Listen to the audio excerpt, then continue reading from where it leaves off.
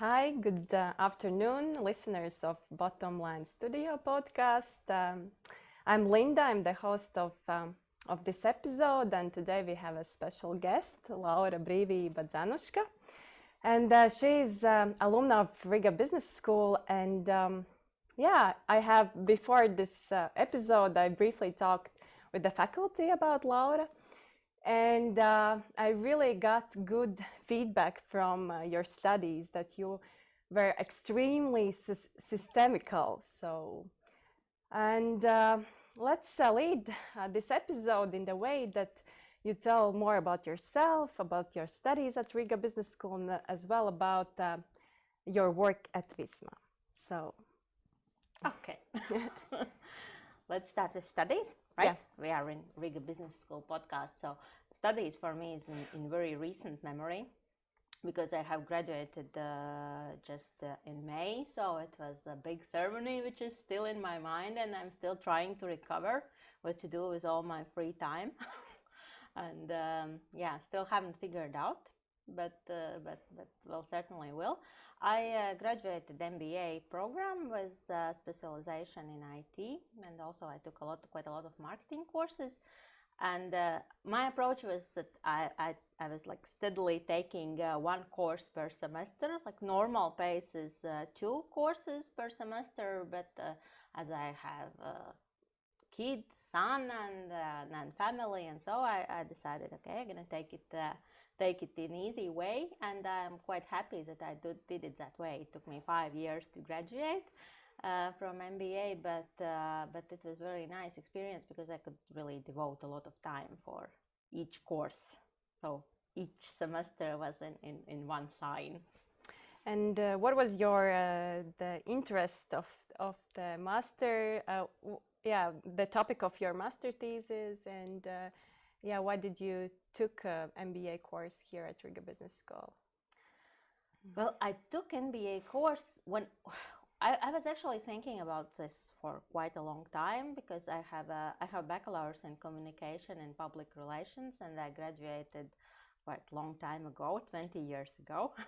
And when you study just after the school, it's like it seems very natural thing to do, but you also, at least I wasn't so much involved in studies. It was important for me to get bachelor's degree, certification, and so on.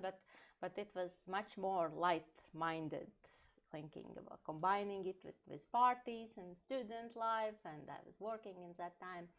So, and as it was a really long time ago, I really wanted to do something seriously because now in my 40s, I'm in a bit different mindset and looking at things differently. So MBA seemed as a like very, very natural cause because I'm working in business. So what else?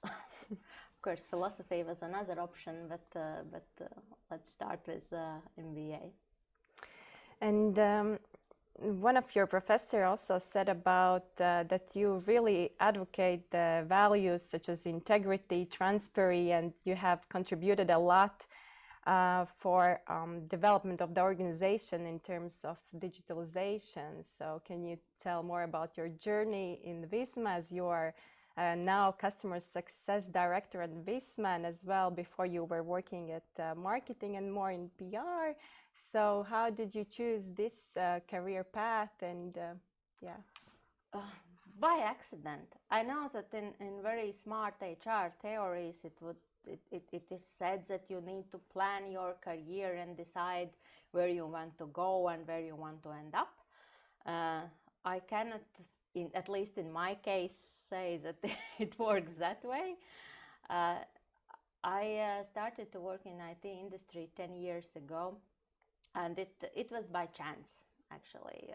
I met a friend who suggested me for this company, and that's how it started. But I have really found it fascinating. I am 10 years with VISMA and in IT industry in general, and I really see that IT industry is a place where you actually add value to customers' lives. at least maybe not 100% in every case in IT industry, but at least in VISMA we see that, because we are making IT solutions for improving administrative processes for organizations, and also other processes. Maybe somebody has heard our the most well-known product is Horizon, which is ERP system, which is used in a lot of companies and public services in Latvia. So yeah, that's the reason why I have ended in the IT industry. I think it really makes world a better place. And also, of course, I used a lot of my work experience when studying in RBS, because I don't know how in other programs, but in MBAs there is quite a lot of emphasis on how you can make your organizations more efficient with IT, with the help of IT. And I think this is a topic which is really, really well understood in Riga Business School, and we get a lot of attention in that.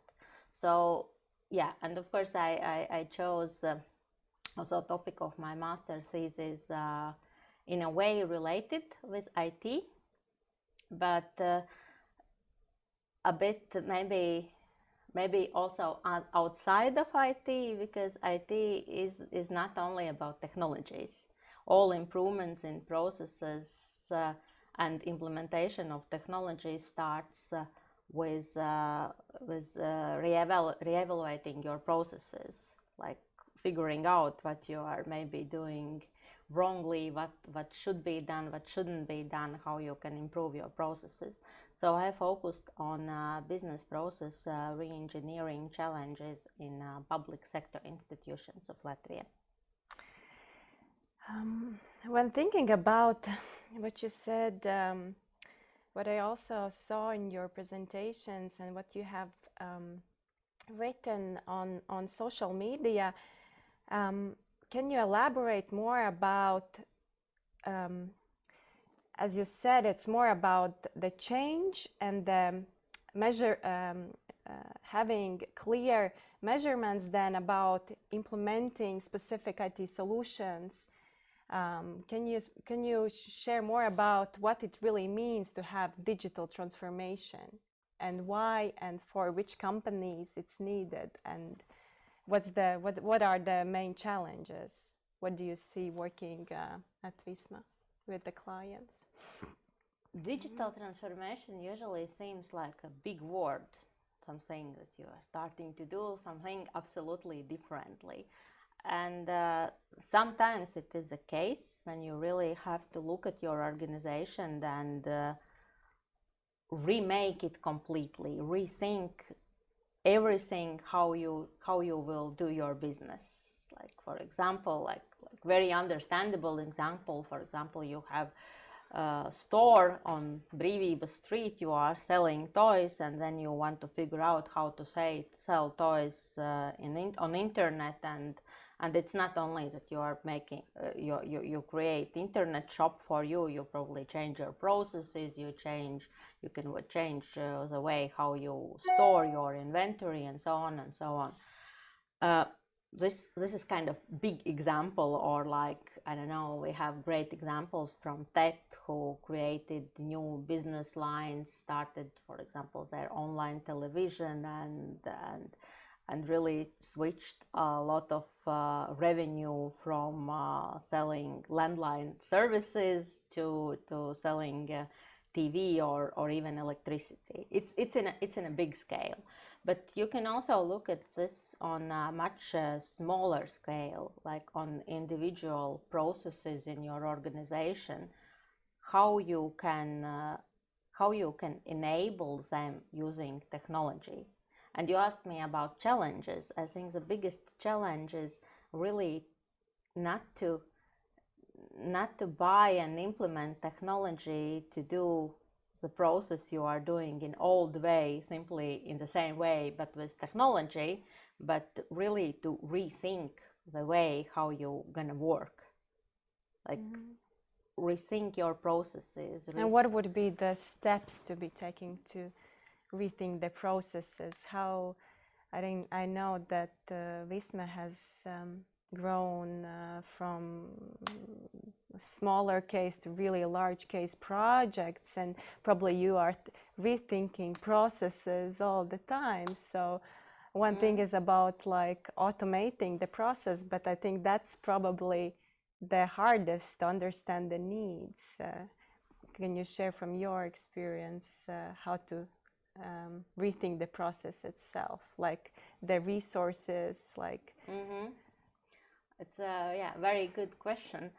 I think everything starts with a goal or with a dream, but not only in processes, but in other cases in life as well. But first of all, you need to reimagine how things could be better for you, and from one side it needs to be like measurable and so on and so on. But I would say that the first spark is this: what if we do things differently? For example, what if our customers could get information about usage of software online? Who comes with this idea? Is it management level, or is it both, or how the dialogue starts? I think it's very different in different organizations, and it really depends on people and or in organization. And in general, it's important to build organization and create organization in a way that you encourage these ideas to be vocalized, because it can be anywhere. It can be support agent who thinks about that. It could be CEO. It could be maybe somebody from sales. And of course, management is in much better position to push their ideas. And if idea is born in the head of CEO or in the head of some member of management team, it has much more potential to be really actioned on. But it's important that ideas can be born in organization as well, in every level. And we in VISMA, we are trying to encourage it by talking with our employees, like quite often, organizing meetings. So, and I think in reality, with the good ideas, is it's typically that maybe somebody says an idea, and initially everybody thinks it's a stupid idea, it's not possible to do. Well, how could you even think about that? And then somehow the idea is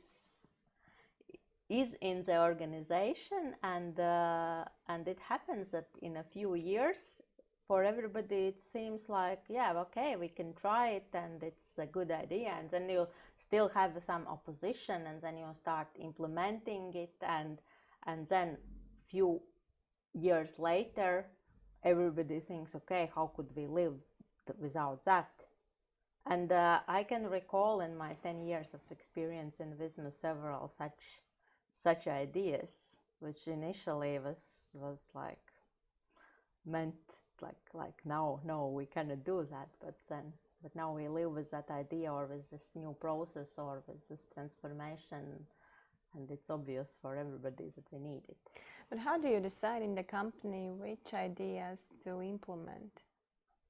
Like there is one who's like you're seeing the signals, like multiple people saying that, or what pushes these ideas to make them happen? Unfortunately, I cannot say that in VISMA we have super established and super structured process. I certainly know that there are companies where this process of figuring out and for different ideas to compete with each other is much more established than in VISMA. But again, we as VISMA, we are not super huge company. We are talking about there are 4 VISMAs in Latvia, but I work in 2 of them, so we are in 180 employees in total. So I think it's more in business that we evaluate each idea's potential, how big gains it could give to our company, and it's like common practice. You have to understand what would you gain by implementing this idea, and also costs, but not only material costs, but also how it's difficult, how how it is possible to implement them. And if you see that there is good ratio with costs and gains, and you also see that there is somebody who is really ready to push this idea forward, then it happens. If we move forward to the process itself, and from your experience, what are the most common failures? Why projects or ideas fail, or why the digital transformation doesn't happen? Several, and now I'm going to speak not only from the shoes of VISMA as company itself, but in my position in VISMA, I have advantage to see a lot of projects in our customer organizations, because we are one of the partners for their digital transformation by implementing our systems. And one of the typical things why projects fail is, I can speak actually about 5 things, but to start with, it's about aim of the project. Everybody has to be on the same page on why we are doing that. And it seems like super obvious thing to have, like, yeah, of course you know why you are doing the project, but in real life it's quite difficult to make sure that all involved parties really understand that. It's important that management and people who will actually implement the system, and also suppliers and users, are on the same page why we are doing that and why we want to achieve that, and what we want to achieve with that. And does the message change depending on the involved party, or is it like same for everyone? There should be at least few sentences which are the same for everyone, because if you don't have those few sentences, of course there are things that are important for each stakeholder, and everybody needs to have maybe somebody needs more explanation, somebody needs less, and so on. It's normal, but in general we have to understand, like, either we are implementing system to reduce costs, or we want some more safety, or we want to achieve, I don't know, whatever. But it's important that we understand that, and we also are able to measure that. Even if it's difficult to say initially, okay, how many hours we're going to save by implementing this system, we still have to have some idea in our mind, and then understand, okay, we are moving to that direction, or we are not moving to that direction. Because typically when you implement system or you start some digital transformation, it can go many ways. And if you don't understand where you have to go, you can go whatever you want, right? When VISMA's employees work with customers on these projects, and that means that there's also very, in a way, consulting time, because sometimes you just don't understand, or you see that this is not going to be efficient or measured. So what is the VISMA's role in this, with talking with the customer? Or is it, okay, you decide, and in the next meeting we are try to reformulating how this dialogue happens? Because you say that it's so in many cases. Or what is the best strategy?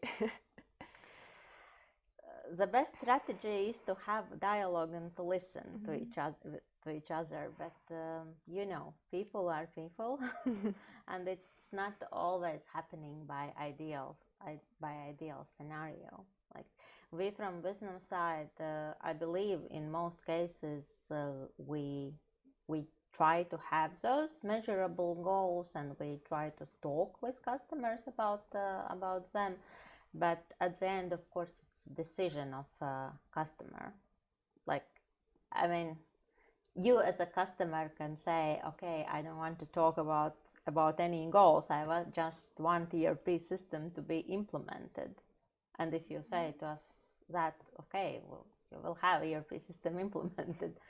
But yeah, I think we are getting more and more successful in that.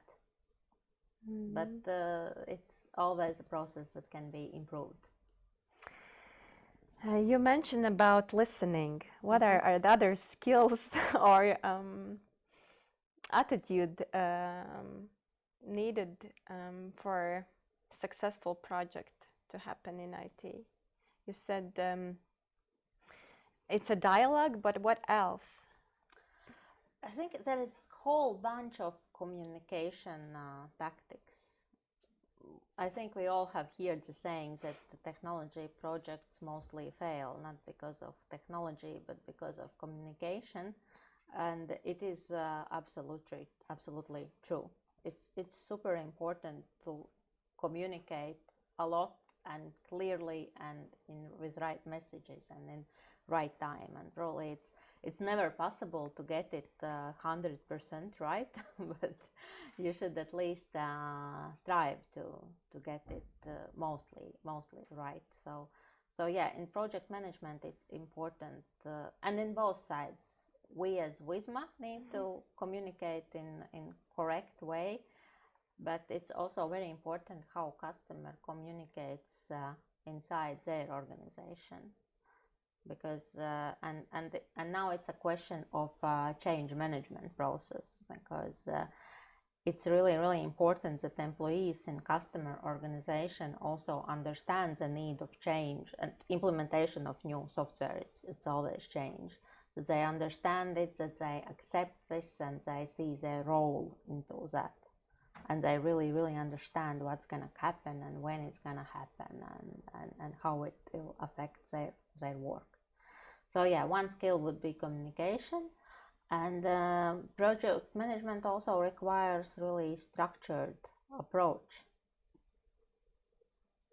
Again, but it cannot be like structured like I don't know, carved in stone. It doesn't happen I don't know, it's maybe very rarely happens that you can start a project to write a plan and never make any changes in plan during whole project.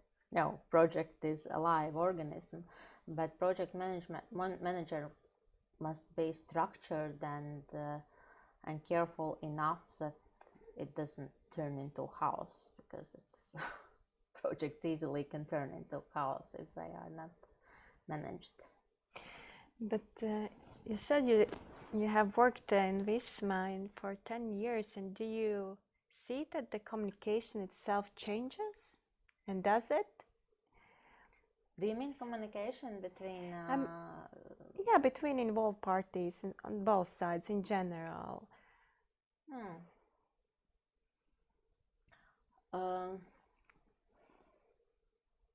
Yes and no. People are people, and as animals, we are not changing much. I think people more or less are the same as they were 10,000 years ago. But I think what has been changed is maybe some knowledge about how people operate changes. We see it with our colleagues, and we see it with customers, that more and more people understand the importance of communication. They understand maybe some cultural things, that it doesn't work well if you blame somebody, or if you are angry on somebody. And I think this is changing slowly with generations, and also I think there is a lot of investments educating people on emotional intelligence and communication practices and so on and so on. Yeah, I think we are more inclusive in the last years, and I think also maybe the communication way has changed because of the technologies. Do you have some perspective there, the way how we communicate? And in terms of technologies, absolutely. Like if before pandemics it was normal to have every meeting in person and people were like spending all day like going from one meeting to another meeting, and now it's really normal to maybe not meet in person at all, because you can implement software and you can educate users and so on. You can do everything online. So in terms of technology, of course, and of course it's also much faster. Like my colleagues, it wasn't 10 years ago, but 20 years ago, when my colleagues had to deliver update for software, they took this what we now see as a save button in old software, and went to customers and just installed new software version. Obviously, nobody does that anymore. But still, technology is only a small part of communication. It's still more about listening, structuring information, and trying to speak with our higher minds and not lower minds. What would you suggest as a training plan, but what are everybody understand that at one point the communication is not going in the way that's expected, but it's hard to take the steps. So from working with the customers, what would you say the 3 things that should be changed in terms of communication? You mean if there is a situation when communication goes wrong? I think first thing is to try to understand what has gone wrong. Like you need to be attentive and understand. Maybe you have said some things that made customer think that you are blaming them, or maybe there is some internal politics and somebody wants to be better in front of colleagues and so on. You have to do this intellectual work. Of course, when there is some communication situation, it's not possible always to think straight and work with that. So it's important to pause then, to like say, okay, if this is controversial question, we will come back to this question in next meeting. Somehow give both for yourself and for customer some time to figure out what's going on, what do you want to achieve. Another thing is really understand that you need to listen, because sometimes it's hard to distinguish between situations when simply somebody wants to tell you his or her emotions. Like, for example, if I'm angry to you, I maybe want to spend 5 minutes like simply being angry, and it doesn't mean that you need to respond to each accusation I'm telling you, because I just want to vent my emotions, and understand okay, this is happening, they are venting emotions, and it doesn't mean that you have to do the same. And pausing, listening, and understanding. But does this trait come with experience, or how can we practice this mindfulness? I think meditation, mindfulness helps. Also helps preparation to meeting. Like you need to, when you are meeting somebody, whether it's for work or whatever, for project, you need to try to anticipate what's going to happen. You need to understand very well what you want to achieve, what we're going to talk about us, maybe prepare some questions or something, but you also do some I don't know, risk management plan in your mind, because especially if you know the person already, we know that there are persons who are like really short-tempered, and they can be very very fast with their emotions, and then you just figure out, okay, if this will happen, I will do that. And then you are prepared if you have thought about this. Always have this plan in mind with various scenarios. Yeah. But and be that's prepared. And that's actually the problem with new technologies, because before pandemics, what we had maybe 2 or 3 meetings per day, and we had time between meetings to go from one meeting to another and just to think, to rethink. And what we have now, we sometimes have calendar full of meetings, and one ends and another already has started, and you don't actually have this time to prepare. But this time to prepare is super important. And not only to prepare, I think the one practice that has taught me the most is this retrospective approach to what happened. So also after meeting, or after some things that didn't go well, or maybe went well, you still have to rethink and ask yourself, okay, what can I learn for that? What just happened? Because sometimes I think we all have had meetings where we just want to, okay, after this meeting I need a glass of wine, and that's it. Okay, it's maybe fine, yeah, but still after that you need to sit down, maybe with diary or just with your thoughts, and think through, okay, he said that, I said that, what could I have said so it would go better. Is it only dialogue with yourself, or from your experience, or you also go through, with colleagues? Yeah, both ways. I think both ways. And if your colleague talks with you about that, it's also really important to understand if your colleague just wants to vent, like to put your emotions out, and you just need to listen and say, okay, I see that it was bad, and it's useful as well. But you need to get to the stage where you are actually discussing what you could have done better. And I think we miss this. Even think it sounds very obvious, but sometimes and majority it is not, because people better go for easier, faster solutions, and not really want to hear the feedback or the situation from different perspective. And this venting, just talking about how bad was your day, is equivalent of drinking this glass of wine. But it's okay. We sometimes need that. We need this to calm down, and it's useful as well. But you don't learn much from that. Okay, let's finish up with the communication, and then I know that the next topic that I also want to discuss, and also saw in your presentation about the project management within the topic of digital transformation.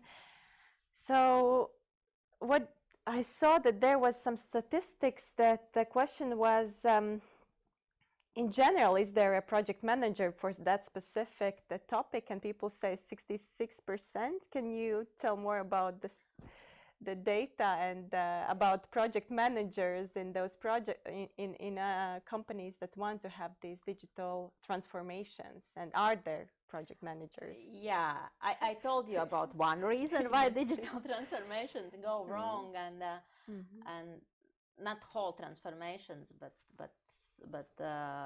projects, and this is the second reason.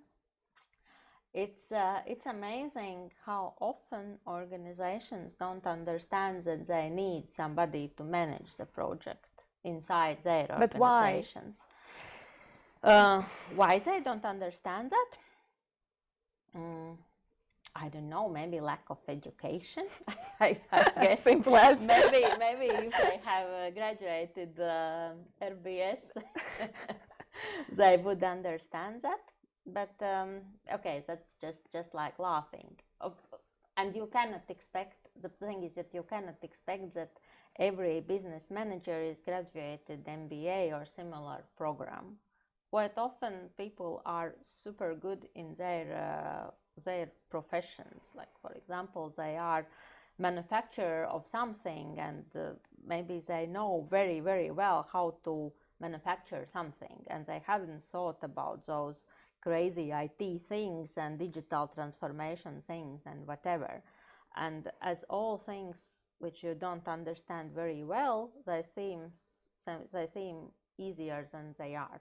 You know, we all have very strong opinions about things we don't understand very well. And from that point of view, of course, it seems very, very easy. I have bought ERP system. I have accountant Laura, who is quite smart. So, okay, she will implement ERP system in accounting, and then somebody will implement it in manufacturing part, and everybody gonna be happy. And by the way, you as software provider, you say that you will have project manager, so why do I need somebody else? And but project manager from supplier side is to manage team inside supplier, not in your company.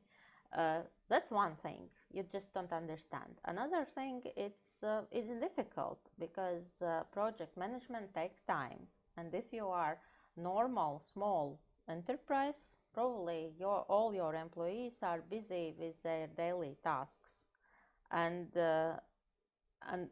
it is difficult to understand, or at least difficult to organize, that they can put away some of their daily tasks and spend time on implementation. It's just a difficult problem to solve, so it's easier not to solve it. And the third reason, there is sometimes also organizational politics, especially in governmental organizations. So it's maybe politically not easy to say who is going to be project manager, and then it's easier to say that we all are responsible, because I think it's very common in Latvia when there is some problems at the end, and then there is like in the end no one is responsible, and that I think really connects what you just said, that it's easier, just to split in the way than there's no one who took really the full responsibility of leading the project. And it is actually a big problem at the end, because it slows down communication. Somehow we get till the end, of course, in most cases, but it slows down communication because nobody can make decisions, and maybe there is emails that just don't get replied, and so on and so on. But when you said about the lack of commitment from the supplier side, then probably it's also what you agree on it's easy to say, but probably it's agreement at first, what we expect from each other, right? Or how do you solve this? No, and in the end, as long as, customer is happy and, and you're delivering the result, it's okay. But how can we really, is it influenced only by the management of the customer side, or also you can, as a service provider, influence? It is one of the methods, and at the beginning of projects, usually we and I guess other suppliers as well, we are having so-called kick-off meetings, and we discuss expectations from each side, how we're going to communicate, and who is going to be project manager in each side, who is going to be the team. We also write down project manager in agreement.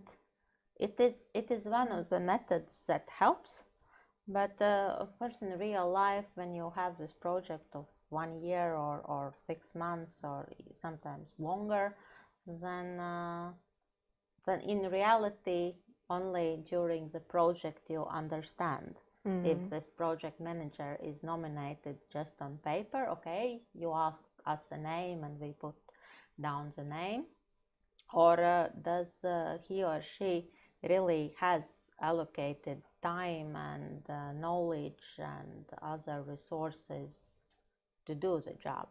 Mm-hmm. And